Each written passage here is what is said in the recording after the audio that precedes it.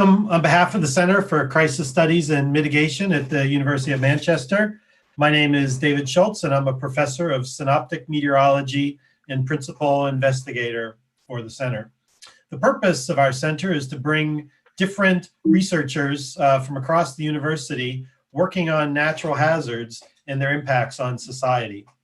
So this is another one of our continuing webinars in our series for the past few months. I want to thank Dr. Pon Suvanasing of our center for selecting the speakers, organizing, and doing much of the advertising. Our next webinar will be called Tornado Warning, Communication and Response, Results from the Southeastern United States, with an emphasis on individuals who are blind, by Professor Kathleen Sherman Morris from Mississippi State University.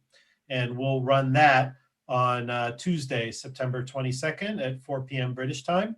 So if you want, check out our Twitter account at Crisis Studies, and check out our website for event updates and video postings when they're completed. So the format of today's talk will be as follows. During the seminar, you can enter your questions in the chat box for the speakers. For those watching the live stream, you can email your questions directly to me. We'll do our best to get to all of them during the question and answer session that will follow at the end of their presentation. For now, let me introduce our speakers. First is Dr. Angela May Minas. Dr. Minas is a social scientist in the field of agriculture and low carbon energy, and she's based at the Tyndall Center for Climate Change Research at the University of Manchester. She applies her interdisciplinary expertise to study social innovation and uses participatory methods and social network research to identify co-development strategies for climate action and low carbon solutions. Second is Mr. Wayu Nugroho, and he's the Market System Development Specialist at Mercy Corps in Myanmar. He's been in the development sector for almost 20 years, including 10 years with Mercy Corps. He's been in Myanmar for almost 2 years now, leading various Mercy Corps work, including a rice value chain project in the Delta region. So the title of their talk today is called Reflections on Poverty and Power in Climate Vulnerable Villages in Myanmar. Dr. Minas and Mr. Nugroho, take it away. Thank you, David. Thank you, everyone, for joining us this afternoon or evening or morning, wherever you are. As David said, my name is Angela, and I'm a research associate at the Tyndall Center for Climate Change Research. And I'm fortunate to be joined here by one of our partners in Myanmar, Mr. Wayu Nugroho.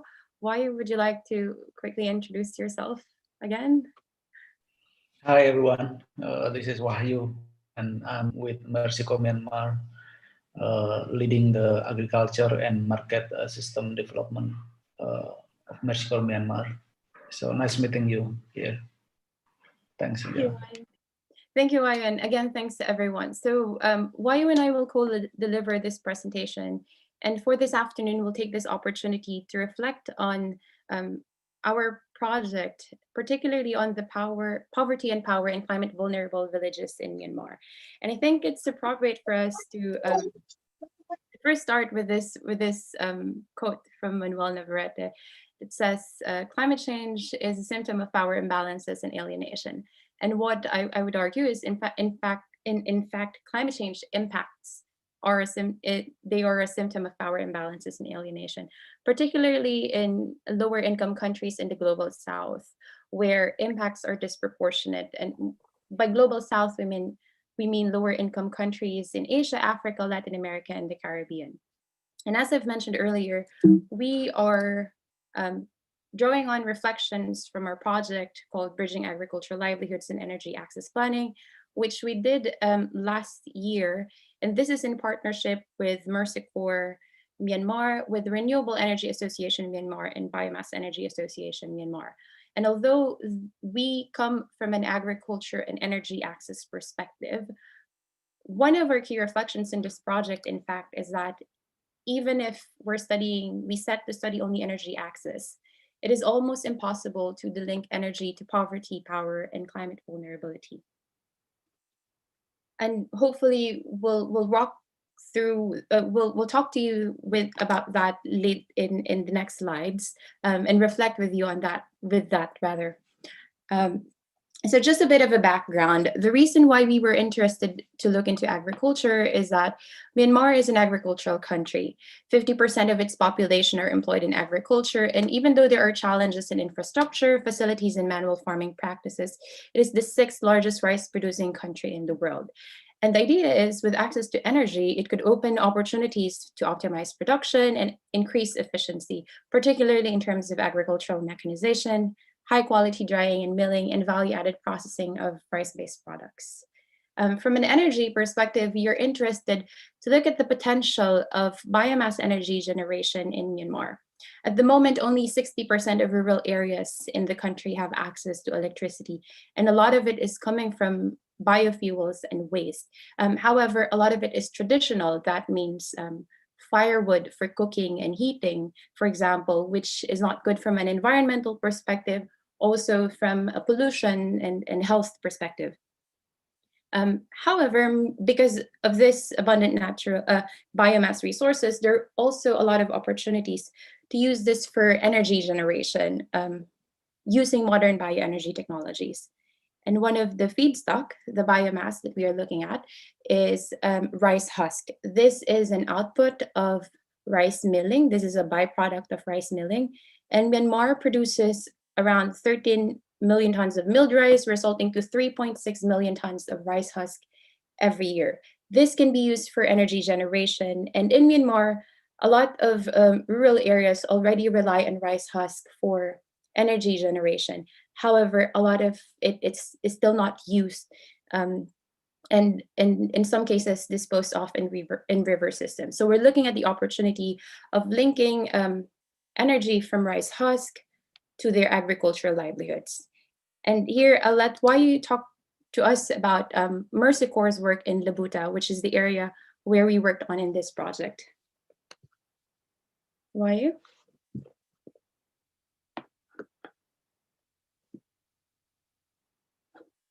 Thanks, Dr. Jela. Can you go to the next slide, please? Mm-hmm. Yeah, so Mercy Corps started working in Labuta townships after the Cyclone Nargis ravaged the area in May 2008. And Labuta was the hardest hit townships in Myanmar, with an estimated 80,000 people died during the storm surge and its subsequent disease outbreaks. Labuta townships can rightfully claim to be one of the most isolated places in lower Myanmar. There's only one road actually connecting the surrounding region to the main town. From the Labuta town, 300,000 residents rely on small boats to navigate the large network of brackish rivers that stretch across the area. Thousands of paddy fields dot the low-lying terrains until it reached near the Sea of Andaman, where the tidal flows make the water too saline for anything except salt farming or fishing. So rice farming in Labuta exhibit nearly all the key issues that make Myanmar farmers' productivity and profitability among the lowest in Asia.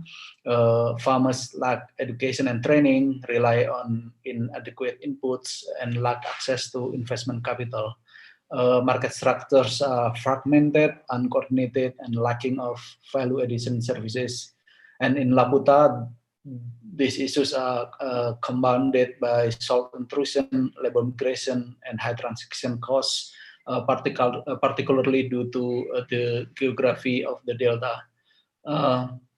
Specifically, climate change has also affected the livelihoods of Labuta residents for many years, and future prediction are certainly dire. By 2050, the township might face an average temperature increase of 2.3%, 2.3 degrees Celsius, and it is expected that there would be continuous disruptions to rainfall patterns, and greater vulnerability to severe storms. Yeah, the agriculture is the primary source of income for nearly 50% of the township's residents. But according to the UN Habitat Report in 2016, the entire agriculture sector may not be viable in the near future. Next slide, please. So Mercy Corps work in Laputa started as a humanitarian response, but rapidly shifted to focus on longer-term economic development. From October 2016 to June 2020, this year, Mercy Corps implemented the Linking Laputa to Markets project, funded through 5.2 million grant from the Livelihood and Food Security Trust Fund, a multi-donor trust fund with the aim of strengthening the resilience and livelihoods of Myanmar people. There were two distinct components of the project. The first targeted improving the incomes of 3,700 smallholder households growing rice, while the second, while the other component try to improve the income of more than 1,500 landless and vulnerable households through skills training. And undergirding the project's income goal was a wider set of metrics for yields, farmer group performance, as well as employment. So yeah, next slide, please. LLM aim to address those main challenges through its project interventions. Key to Mercy Corps works is to partners with local actors to ensure project sustainability from the onset. In total, the project organized 77 farmer groups called as Farmer Producer Enterprise, or APEs. These are a small group of 20 to 30 smallholder farmers from the same village. Collective farmer action through FPEs aim to lower farmers' transaction costs associated with accessing market services and to develop new sustainable services operated by those FPEs. In addition, the project also worked with more than 50 market actors, including millers, traders, brokers, financial institution providers, and others. The market development aspect of the project aim to create systemic change that increase farmers' incomes and resilience, and was done by analyzing the rice market system and then partnering with market actors on specifically targeted project interventions. Through this intervention, the project provided 4 types of supports. Firstly, we create connection and build trust among and between farmers and market actors by providing introduction and networking services. This included introducing millers or traders and input suppliers to farmers or farmer groups or FDPs for contract farming activities and other activities. In addition, we provided advice by sharing information and providing technical assistance to market actors. For example, sharing farm economics data to hone private sector partners, operations and business models, or supporting, for example, local millers to apply for grant or loan financing for new machineries from banks, for example. In some cases, we provided a guarantee or partial subsidy of the cost of activities led by the private sector partners, especially to decrease the risk for trying something new in the target location. Finally, we also help them, the market actors, to identify, test, and scale improve business models that increase the incomes and resilience of smallholder farmers. As an example, we assisted input suppliers or other market actors to develop a quality system credit model where millers and traders provide one basket of seeds for two baskets of grain at harvest as a model that try to address issues around access to improved seeds.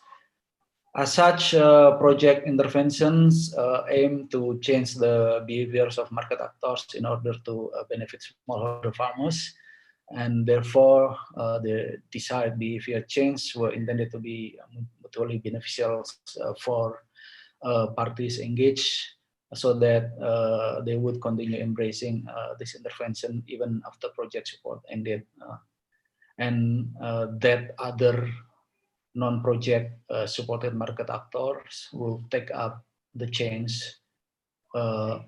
expecting that crowding in situation will come up from the supported interventions. It is important to note that those Mercy Corps project interventions were mostly focusing on activities around rice production and market access. So when an opportunity to look at issues specifically related to energy access within rice value chains was raised by Tyndall Center, Dr. Angela and the team, we therefore express our willingness to take part of this study. By that, I will offer this to Dr. Angela to present the finding of the research. Thank you. Thank you, Ayu. As you mentioned, our project in Myanmar with Mercy Corps feeds into the linking Labuta to Markets project, which is basically looking, as Wayu described, at the overall agriculture, market access, and improving livelihoods in rural areas in Labuta. And in our project, we are interested to answer this question. At least one of the questions that we wanted to answer is, how can value-added activities, including energy from rice husk, benefit agricultural production and improve rural livelihoods? So we went to 2 villages in Labuta, in Bidut and Kambet. As Wayu mentioned, these areas are the sites of, they were impacted by Cyclone Nargis in 2008. And one of the things that I realized when we were doing all the interviews with farmers, even 10 years after, it's still something that comes up in discussions with farmers and millers. So both areas are farming communities.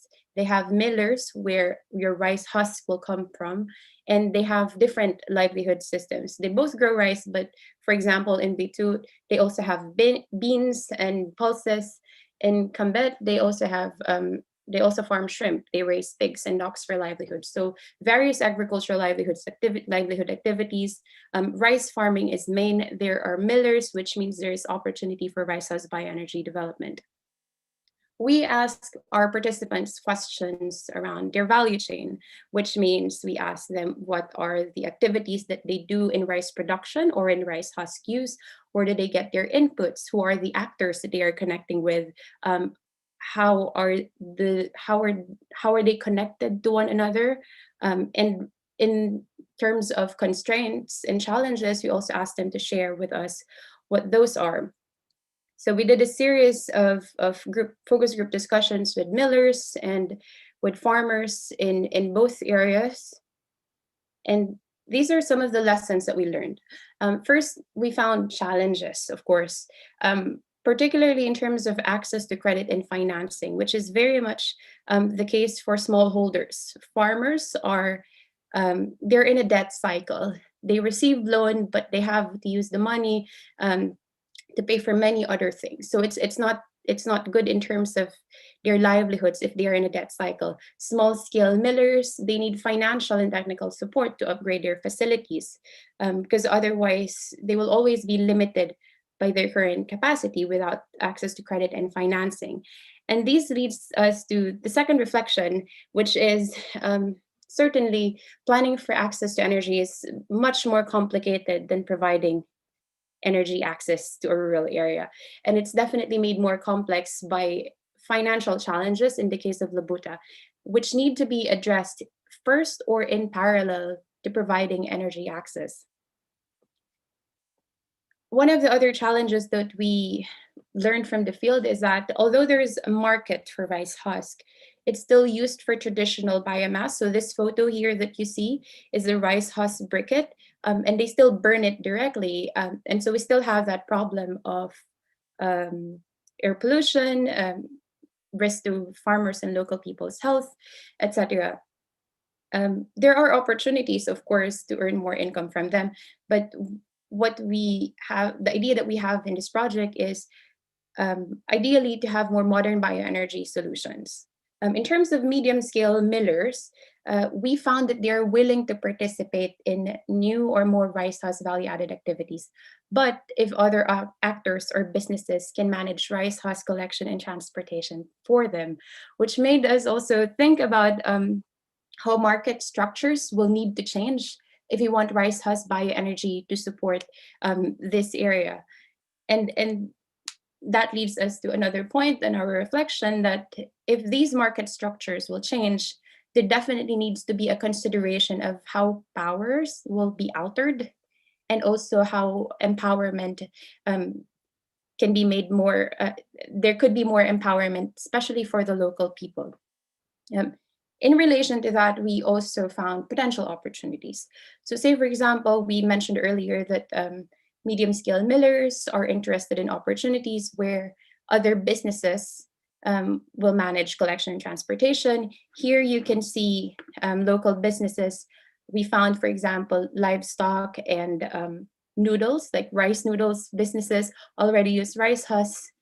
It could be possible to build or strengthen their connection to medium-scale millers so that rice husk is used for other purposes, benefiting all local industries.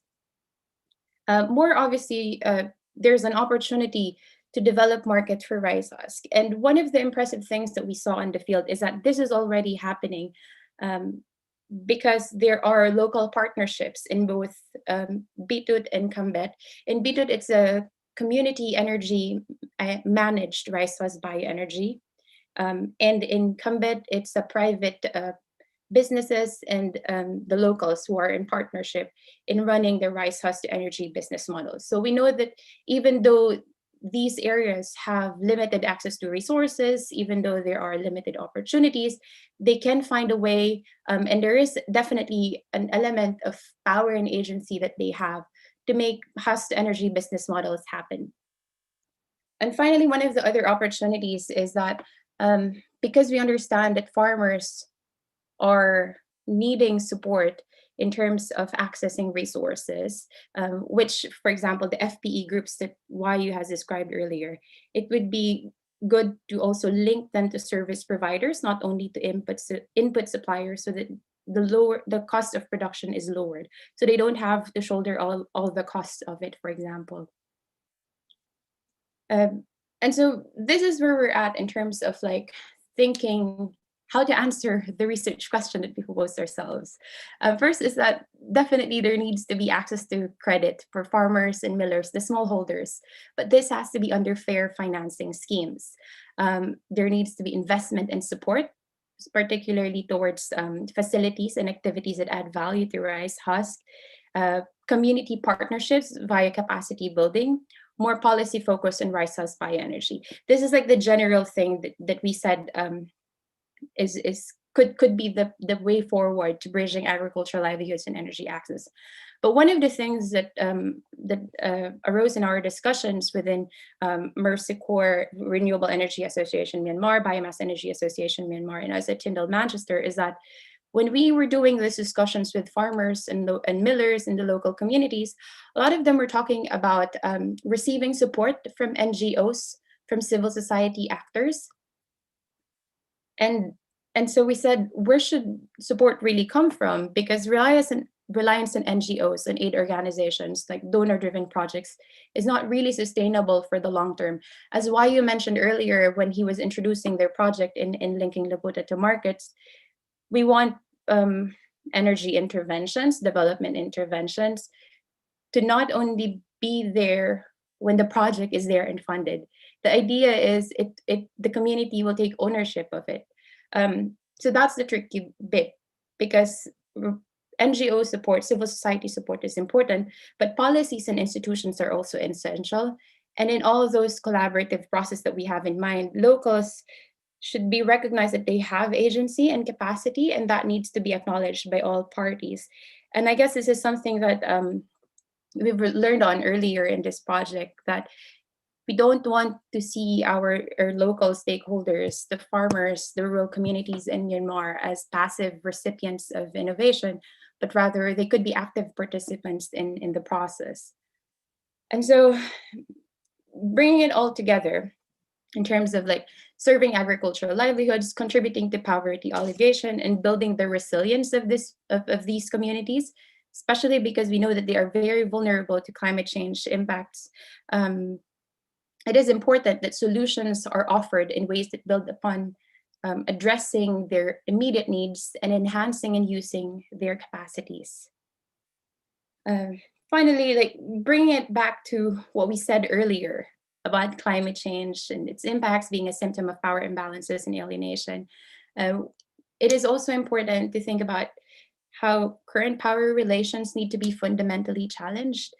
Of course, there will always be losers and winners in development interventions. But what we learned in this project is it is very much important to recognize where this power is, who holds them, and how this could be shared, and how our locals need to be more empowered, so that ideally, like, although it's quite difficult and not straightforward, there is potential to find like win-win solutions in terms of energy access, poverty, building adaptive capacity to climate change. I think that's it from us. We welcome any questions. So we've just given you a snapshot of our project, but we're very much willing to discuss with you more and reflect with us on all these things that we've done in our Myanmar project. Thank you. Great. Thank you, Angela. Thank you, Wayu, very much. Interesting. If you have a question, feel free to email it to me at david.schultz@manchester.ac.uk, or you can use the chat box to ask your question. If you want to direct it to everyone, please do that. If you want to just ask them to me in an anonymous way, then I'll pass them on to the speaker. And indeed, we got a first question here. So in terms of financial availability, what sources of funding are available to small or medium enterprises? Is the UNDP doing anything in this area? Why would you like to start on the microcredit financing schemes, or shall I go on? Yeah, so thanks for the questions. Certainly there are options here in Myanmar. Since last year or 2 years ago, I forgot to be certain, 4 banks at least have been committed to provide green financing for SMEs and or businesses who are interested to invest in green solutions, including energy solutions. In addition, there are also some programs that specifically promote the uptake of green solutions. One is funded by the Danish government, if I'm not mistaken, called Responsible Business Fund, again, which targets SMEs and others to have access to subsidy or cheap loans to invest around energy, around green solutions. Yeah, thank you, Wayu. I just want to like bring back, show again this slide on what I described as a debt cycle, just to illustrate. So farmers would access money from, for example, MADB, which is the Agriculture Development Bank. This is one of their sources of financial support at the moment. They also have access to some microcredit financing schemes, to add to what Wayu has also mentioned. However, they don't always come in the time that farmers need them. So they also get financial support from traders, informal sources. They're traders, the neighbors, which is usually doesn't have the best interest rates to benefit the farmers. So there are ways for them to access financing. It's difficult for them, they said, to access more formal loans and services because it will always usually ask for like a collateral or like more paperwork, which farmers, at least those that we've interviewed, it's an extra layer of difficulty for them. In terms of UNDP, correct me if I'm wrong. I'm not sure if UNDP has a huge presence in Labuta. If I'm not mistaken, Mercy Corps is one of the key organizations that are working there, rather. Is that correct? Yes, correct. UNDP is not specifically targeting Delta area for any of their programs in Myanmar. I think it's also important for us to realize that Myanmar is relatively just opening up to the world. And so there's not a lot of development aid that's there in the many years. There are, but not as much as other countries, for example. I hope we answer that question. Thank you. Great, thanks. And Andrew asked the question, what is the main motivation for bioenergy in this region? Is it energy, money, jobs, waste management? And what's the biggest barrier to greater deployment of bioenergy technologies? So I'll answer this first and then maybe why you can add some more. But basically, it is the combination of both, of all of them rather. So access to energy is definitely one, because there needs to be improvement in terms of providing electricity in many rural areas. As I've mentioned earlier, only 60% of rural areas in Myanmar has access to electricity, and this limits their agricultural livelihoods and production.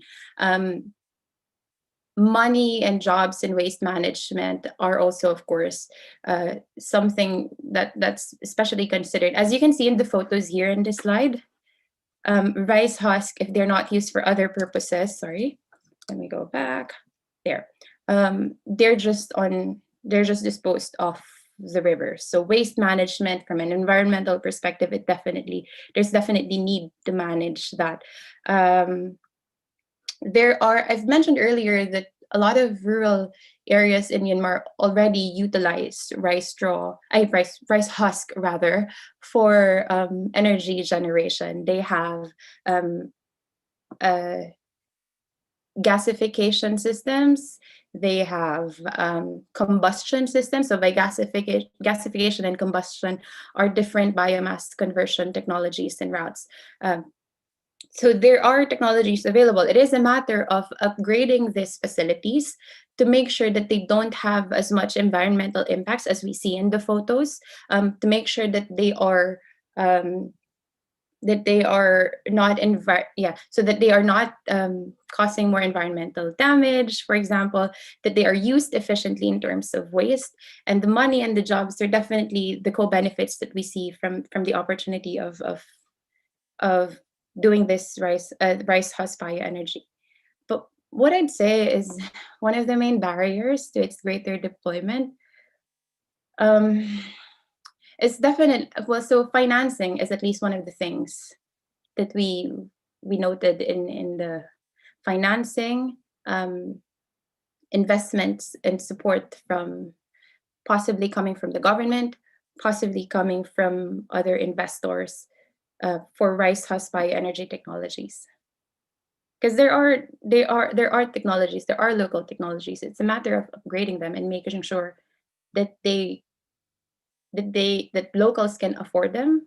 Because I think what we don't want in an energy access project is to push more people into poverty, because they need to shell out some money, of course, to invest in these facilities or to pay for electricity, for example.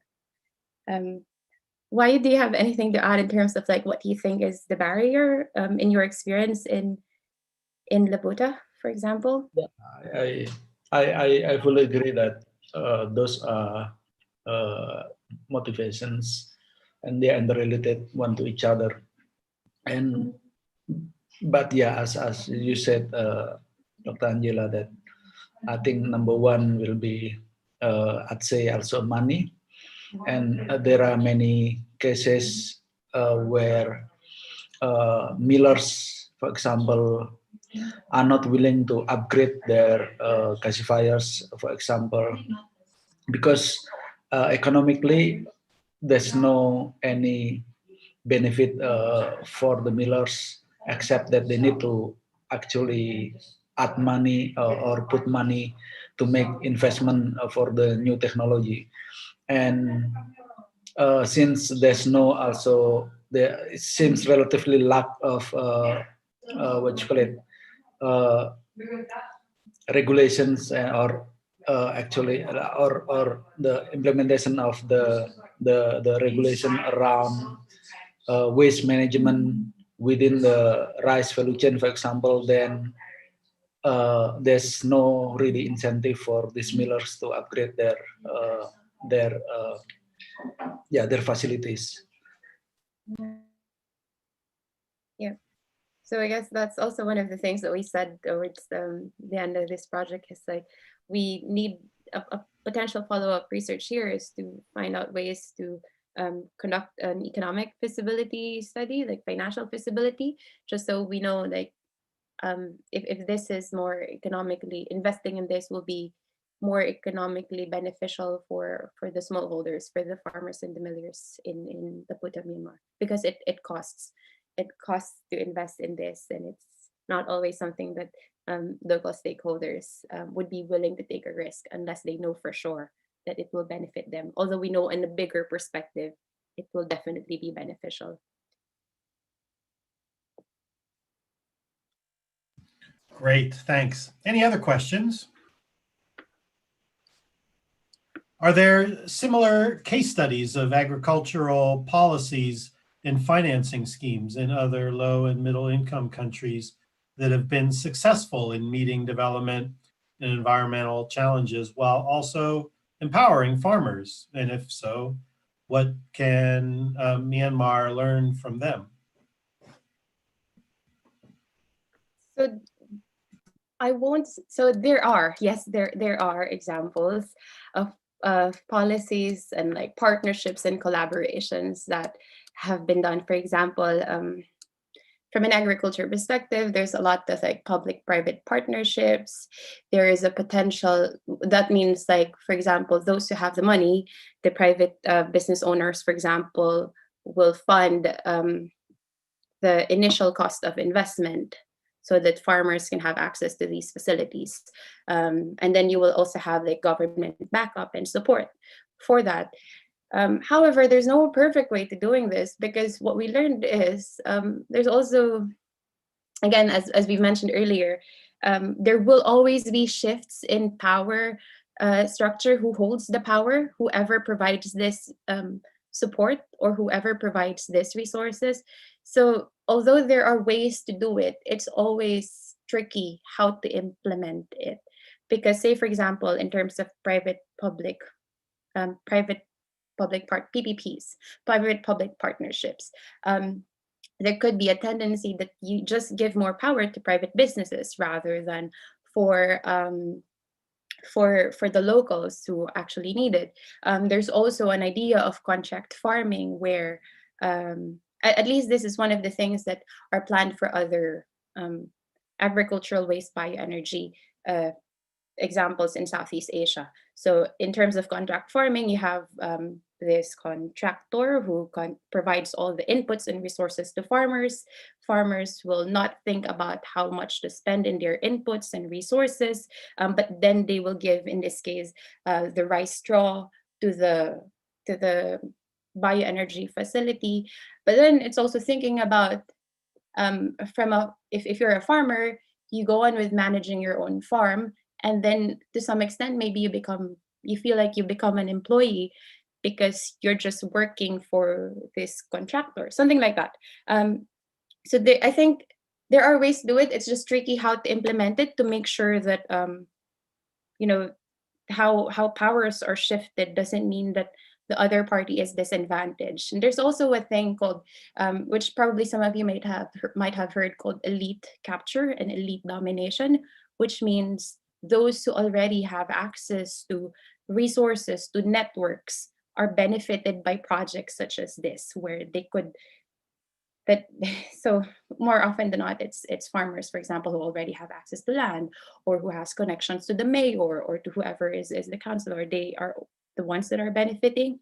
But yeah, so like those are just two of the examples that I have on the top of my mind. Like PPPs and contract farming are used in bioenergy, that are that like Myanmar, for example, could learn from. But again, it's tricky because not all countries have the same social, political, cultural context. So it's a tricky thing to do, but there are ways to learn from all these things.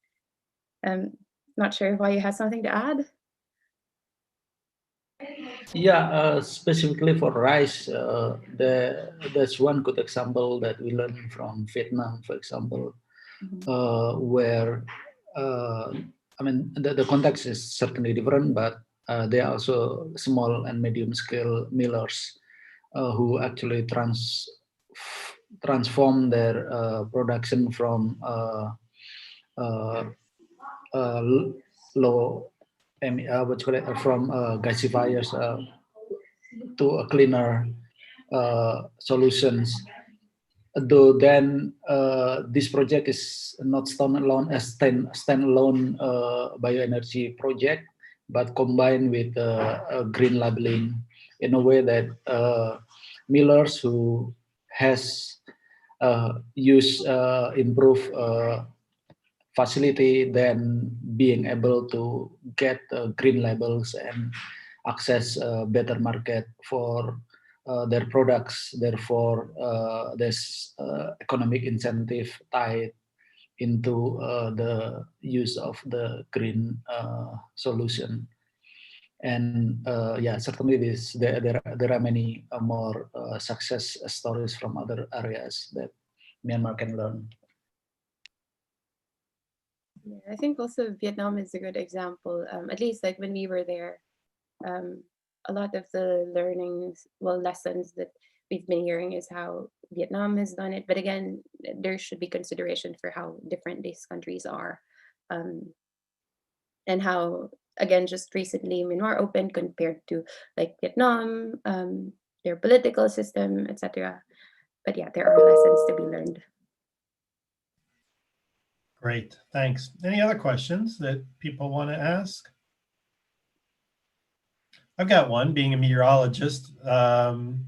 You mentioned the cyclone that killed 80,000 people, and that must have been quite an impact on this township and the communities.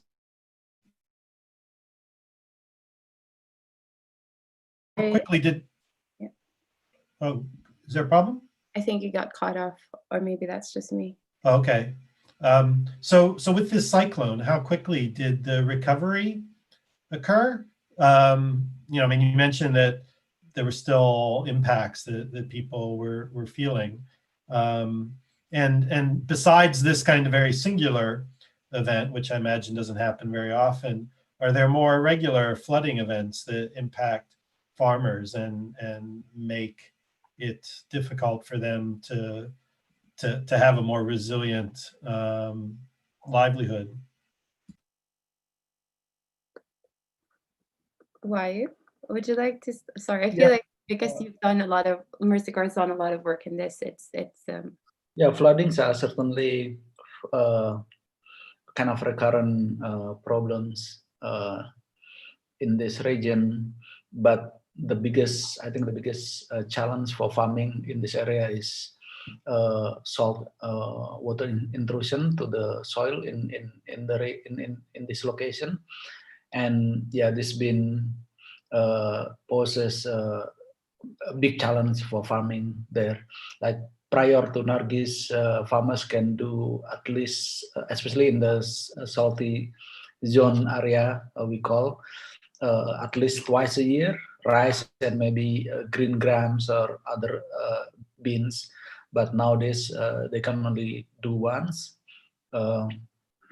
And yeah, there are some also pest disease and other things that also being a regular problem for the area. The climate variability also a big challenge. It is now quite challenging for farmers to predict the time where they can start planting the rice, for example, as compared to before. And yeah, this problem getting harder and harder. And yeah. Is that just because of sea level rise, or pumping of fresh water out of the system that's allowing more salt water to intrude in? I think it's kind of both, and yeah, and Nargis was an event where actually create a big challenge or increase the salinity of soils in quite big in that area. So yeah, and certainly because there's no access to clean water, people are digging the land and to get clean water, and that's kind of compound the problems over time. Great, thank you. Any other questions that people want to ask? Going once. Anyway, thanks. Let's thank Angela and Wei Yu again for their presentation and taking the time to answer our questions. From the center, I want to thank you for attending, and keep an eye out for our next seminar and the registration information for that. It'll be on Tuesday, September 22nd at 4 p.m. in UK time. And it'll be Kathleen Sherman Morris from Mississippi State University talking about tornado warning communication and response, with results from the Southeastern United States with an emphasis on individuals who are blind. From the Center for Crisis Studies and Mitigation, thank you, and have a good rest of your day. Thank you, David. Thank you for having us, and thanks, everyone. Everyone. Thank you.